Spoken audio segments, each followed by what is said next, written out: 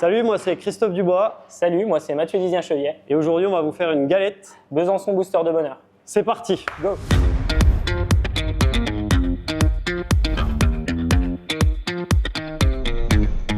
Donc, qu'est-ce qu'il faut comme ingrédient, Christophe? Alors, il nous faut 125 g de farine et 125 g de beurre.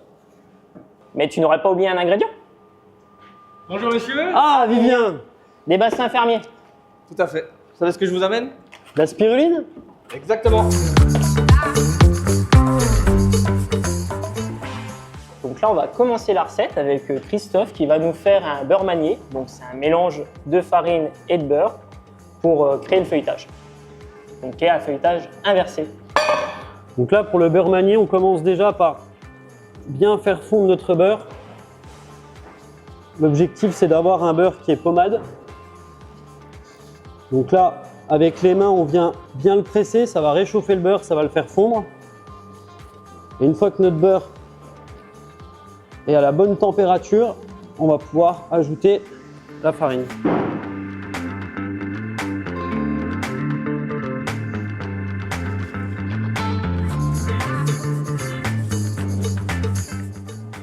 On vient mélanger jusqu'à ce que la farine soit entièrement incorporée au beurre. Donc là, il faut bien qu'on ait un mélange homogène, qu'il n'y ait plus du tout de traces de farine, que ça soit bien mélangé, la farine et le beurre. Et là, après, on va le bloquer au frigo pendant à peu près une journée avant d'attaquer le feuilletage. On va réaliser la détrempe. Exactement. Donc on va commencer par mettre la farine, faire un petit puits au centre pour pouvoir mettre l'eau et la spiruline qu'on a infusée hier. Donc on vient mélanger les deux parties. Donc là, il faut mettre l'eau en plusieurs fois parce que sinon on en met partout. Donc la détrempe, c'est la pâte qu'on va incorporer dans le beurre manié qu'on a fait la veille, donc d'où le nom du feuilletage inversé. Donc là, il a incorporé le vinaigre et le sel et on va venir mettre le reste d'eau et de spiruline.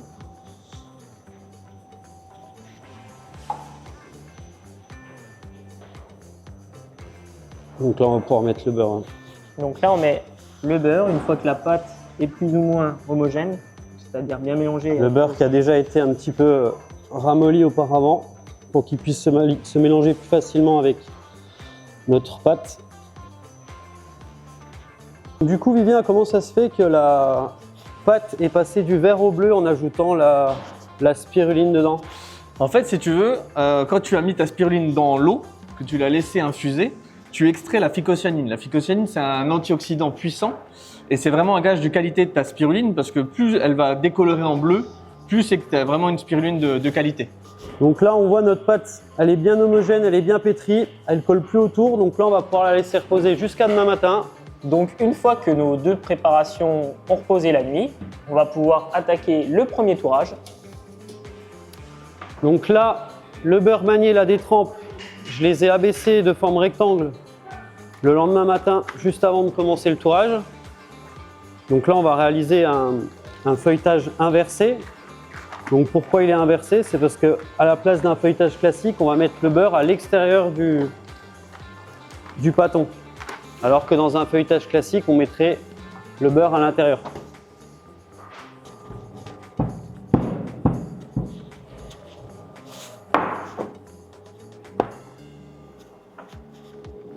Ensuite, on vient mettre notre pâte à la spiruline au milieu.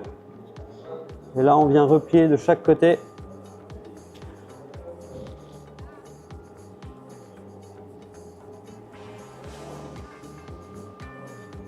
De manière à avoir du beurre de chaque côté de notre pâte.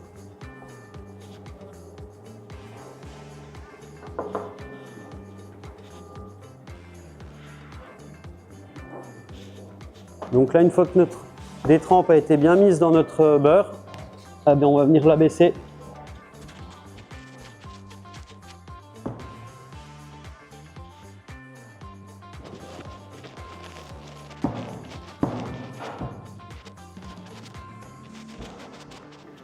Donc là, notre pâte, on vient l'abaisser à peu près à 6 mm d'épaisseur.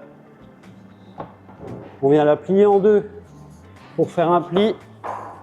Et après, on ramène sur chaque pli et on la replie en deux. Ce qu'on appelle un tour double. On vient couper de chaque côté pour bien garder notre pâton bien rectangle quand on la baisse.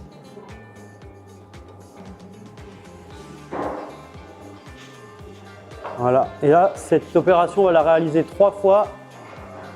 Et entre chaque tour, on va laisser à peu près 6 à 10 heures de repos. Donc là, on va réaliser notre crème frangipane, donc 150 g de crème pâtissière, où on va venir rajouter 15 g de spiruline, 500 g de crème d'amande. Donc on va venir mélanger notre crème d'amande avec notre crème pâtissière et notre spiruline.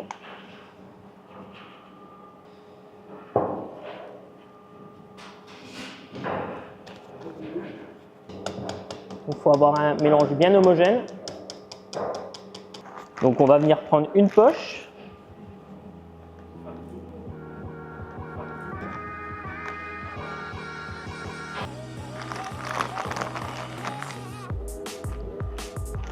Donc on va prendre un cercle et on va venir garnir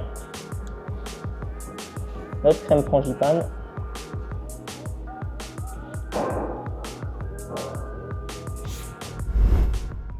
Là, du coup, on a fait nos 3 tours doubles avec 6 heures de repos entre chaque tour. Et là, maintenant, on va pouvoir abaisser notre pâte feuilletée à peu près 2 mm d'épaisseur. Et après, on va venir mettre notre crème frangipane au centre et pouvoir détailler notre galette.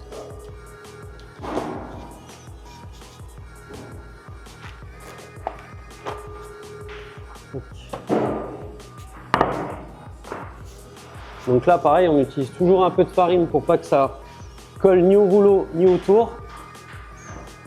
Et là, on vient abaisser notre pâte.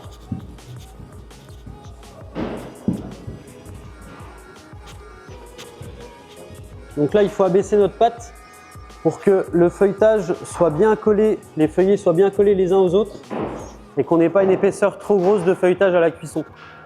Parce que si notre pâte feuilletée elle est trop épaisse, à la cuisson, notre feuilletage va trop développer et la galette va trop se déformer.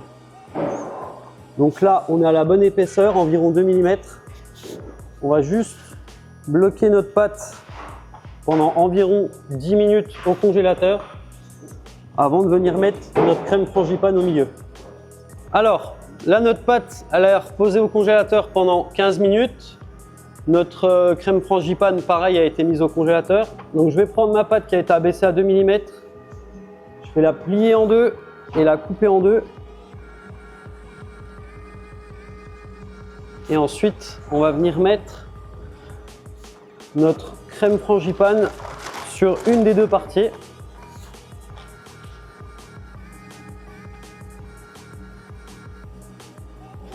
Voilà. Donc là, une fois que la crème frangipane est mise, on vient mettre un petit peu de dorure.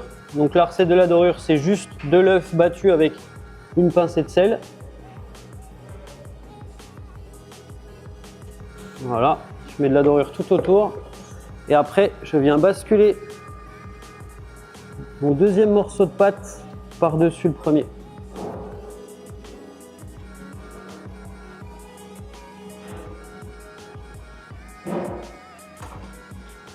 Une fois que ça c'est fait, je viens prendre mon disque et là je viens découper ma galette tout autour.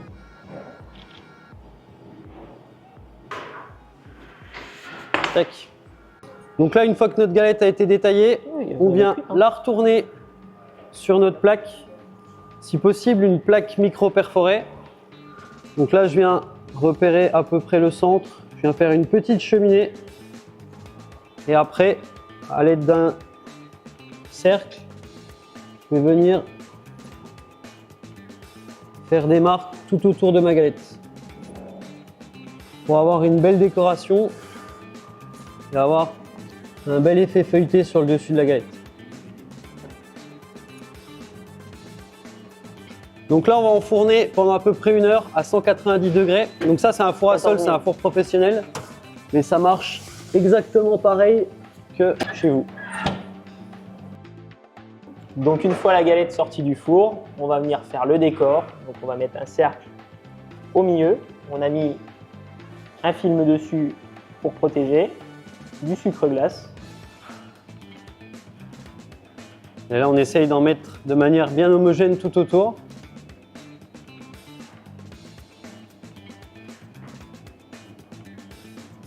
Une fois qu'on a fait le décor en sucre glace, on va venir mettre une cuillère à soupe de spiruline au milieu de notre galette.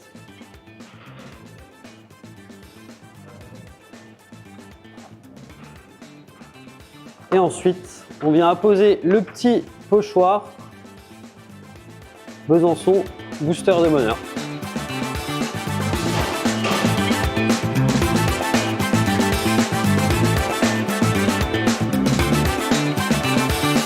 Et voilà. Et voilà notre galette Besançon Booster de bonheur réalisée avec la spiruline de Vivien. Et vous, c'est quoi votre recette du bonheur? Si vous voulez la recette de la galette Besançon Booster de bonheur, Vous pouvez la retrouver en description de cette vidéo.